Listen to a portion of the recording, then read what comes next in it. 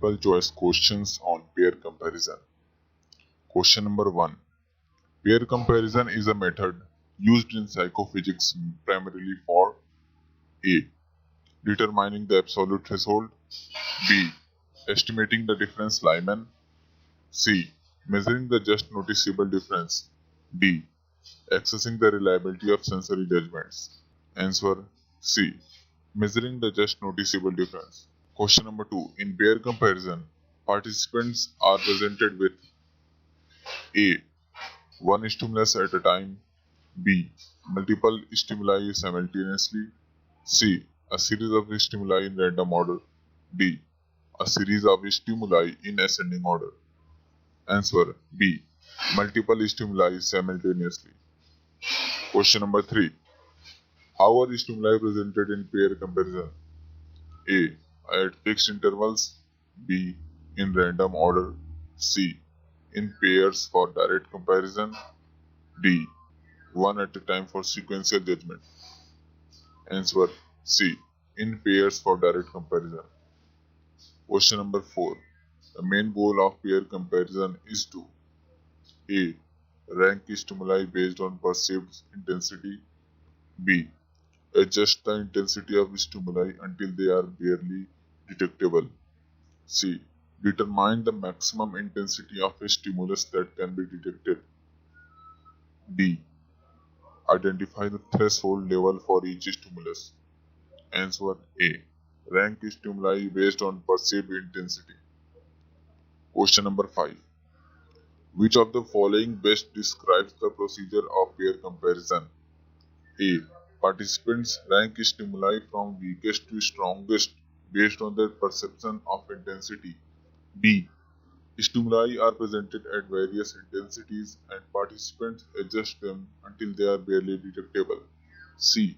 Participants compare pairs of stimuli and indicate which one appears stronger. D.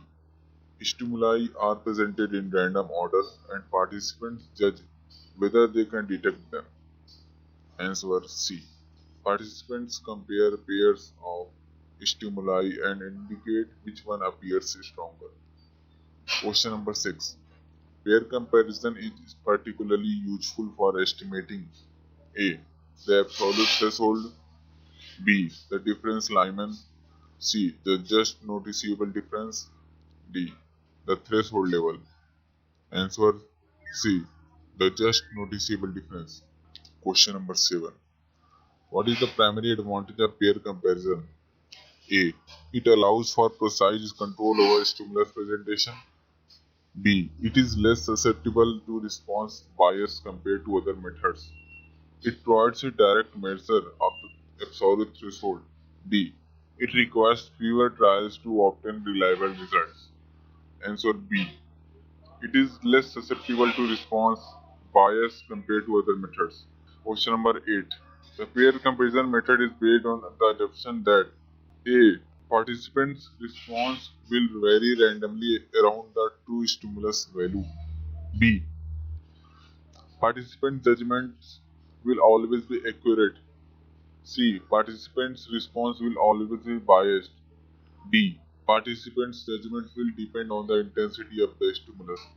Answer D. Participants' judgment will depend on the intensity of the stimulus.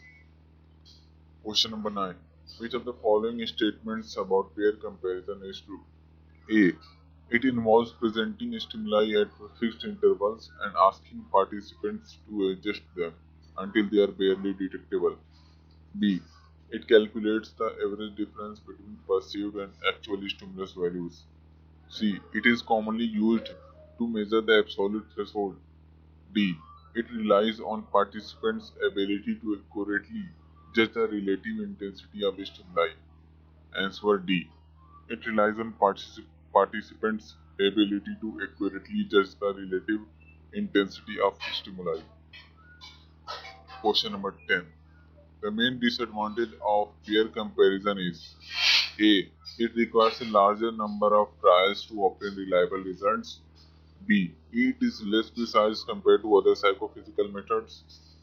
C. It is difficult to administer to participants with sensory impairments. D. It is susceptible to order effects and response bias. Answer A.